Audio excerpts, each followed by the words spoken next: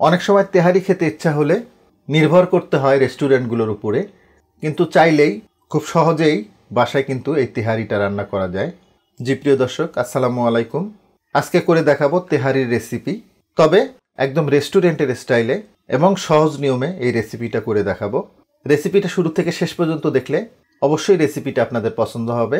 তেহারি রেসিপিটা দুইটা পার্টে করে দেখাবো। প্রথম পার্টে মাংসটা রান্না করে নিতে হবে, আর এজন্য চুলে একটা প্যান বসিয়েছি। হাফ কাপ সরিষার তেল নিয়ে নিচ্ছি।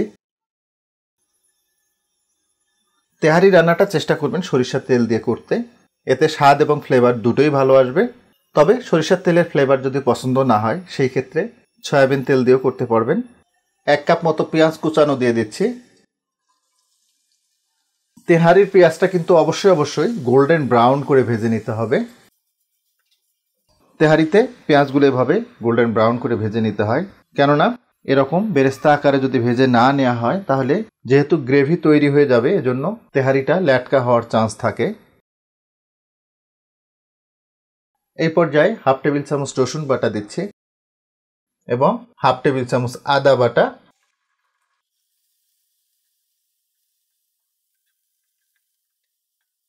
আদা রসুনের কাঁচা গন্ধটা চলে যাওয়া পর্যন্ত এগুলোকে একটু ভেজে নিলাম। এখন এখানে মাংস দিয়ে দিব। এখানে 1 কেজি বিফ আছে, তবে এর পরিবর্তে আপনারা মাটন দিয়েও করতে পারবেন। নিশ্চয়ই খেয়াল করেছেন মাংসের সাইজগুলো ছোট না আবার বড় না, ছোট থেকে একটু বড়, আবার মিডিয়াম থেকে একটু ছোট। এখন এখানে দেব তেহারি মশলা। এটা রেডি মিক্স মশলা। 1 প্যাকেট রেডি মিক্স মশলা দিয়ে ইউজুয়ালি 2 কেজি মতো মাংস রান্না করা যায়। এখানে যেহেতু 1 কেজি মাংস আছে, আমি অর্ধেকটা নিয়েছি। বাজারে অনেক ব্র্যান্ডের তেহারি মশলা আছে, আপনারা যে কোনো তেহারি মশলা ব্যবহার করলেই পারবেন। আর যারা প্যাকেট মশলায় বা রেডি মিক্স মশলায় করতে চাচ্ছেন না, তাদের জন্য ডেসক্রিপশন বক্সে তেহারির মশলাটা ডিটেলস দিয়ে দিব, আপনারা দেখে নেবেন। হাফ টেবিল চামচ মতো লবণ দিয়ে দিলাম।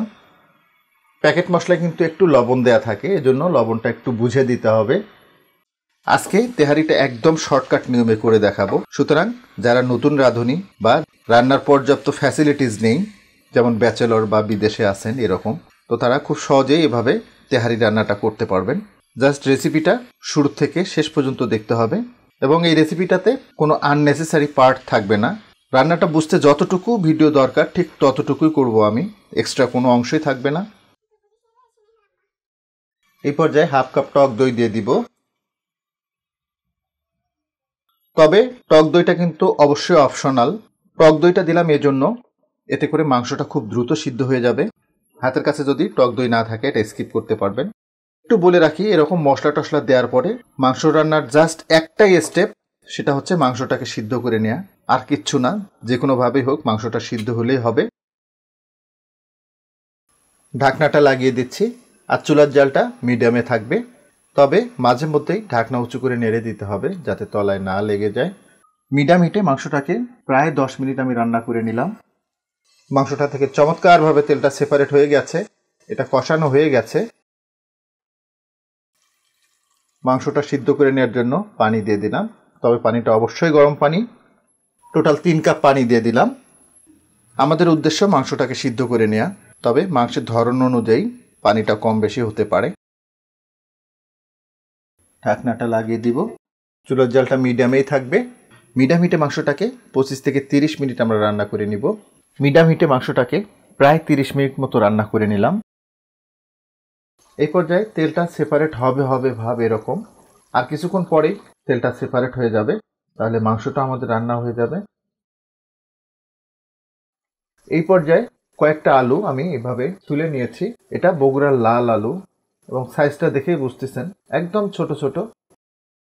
এটা যে দিতে হবে এমনটা কিন্তু নয়, তেহারিতে এরকম আলুটা দিলে খুবই মজা লাগে। যদি হাতের কাছে থাকে তাহলে দিতে পারেন, আর না থাকলে অবশ্যই স্কিপ করবেন, কোনো সমস্যা নেই। তো ঢাকনাটা লাগিয়ে দিব, আর চুলার জালটা লোতে নিয়ে আসবো। এই পর্যায়ে একদম লো হিটে মাংসটাকে আরও 5-7 মিনিট মতো রান্না করে নিলাম। দেখুন সুন্দরভাবে তেলটা সেপারেট হয়ে গেছে। তেল ঝোল থেকে মাংসটাকে আমরা আলাদা করে ছেঁকে নিব। তেহারির মাংস যদি প্রপারলি সিদ্ধ না হয় তাহলে তেহারির স্বাদটা কিন্তু সেই লেভেলের হবে না।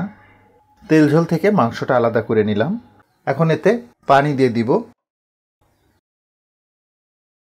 তেল ঝোলটাতে প্রায় 1.5 লিটার মতো আমি পানি দিয়ে দিলাম। অনেকের মনে প্রশ্ন আসতে পারে, তেহারি রান্নায় এই গ্রেভিটার সাথে রাইসটাকে একটু ভেজে নেওয়া হয়। হ্যাঁ, আমিও এভাবে অনেক রেসিপি করে দেখিয়েছি আপনাদের, বাট বাবুর্চিরা একদম ডিরেক্ট এভাবেই রান্না করে, কেননা তারা যেহেতু বেশি পরিমাণে তেহারি রান্না করে, সুতরাং তাদের পক্ষে এরকম গ্রেভিতে চাল ভেজে নেওয়ার কোনো অপশন নেই। আর এটা হচ্ছে একদম শর্টকাট পদ্ধতি। ভাবতে পারেন যে হয়তো স্বাদের কম বেশি হবে, একদমই না। পানিটাতে একটা বলক আসা পর্যন্ত আমরা ওয়েট করব। আগে থেকে আমি প্রায় 750 থেকে 800 গ্রাম মতো চিনি গুঁড়া চাল পানিতে ভিজিয়ে রেখেছিলাম, দেন পানিটা খুব ভালোভাবে ঝরিয়ে নিয়েছি। দেখুন একটা বলক চলে আসছে, চালটা দিয়ে দিব। রাইসটার জন্য 1/2 টেবিল চামচ মতো লবণ দিয়ে দিব, সেই সাথে দিয়ে দিব 8-10টা কাঁচা মরিচ।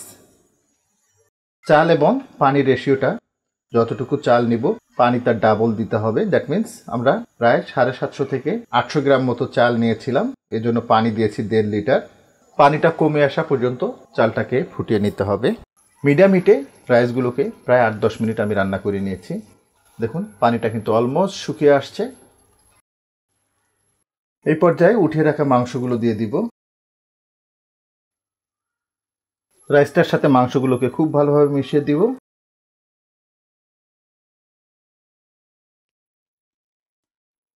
এই পর্যায়ে দিয়ে দেবো কেওড়া জল।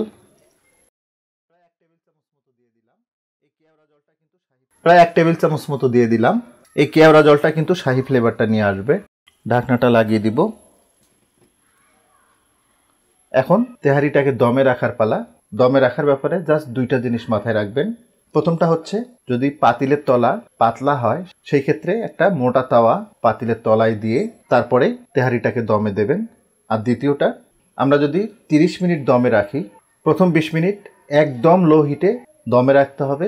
20 মিনিট পরে চুলার জালটাকে বন্ধ করে দিতে হবে এবং বন্ধ চুলায় তেহারিটাকে 10 মিনিট দমে রাখতে হবে। 20 মিনিট লো হিটে এবং 10 মিনিট বন্ধ চুলায় তেহারিটাকে টোটাল 30 মিনিট দমে রেখেছিলাম।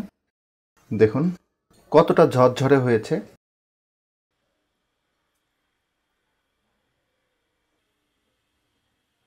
দেখুন এবার ফাইনাল লুকটা।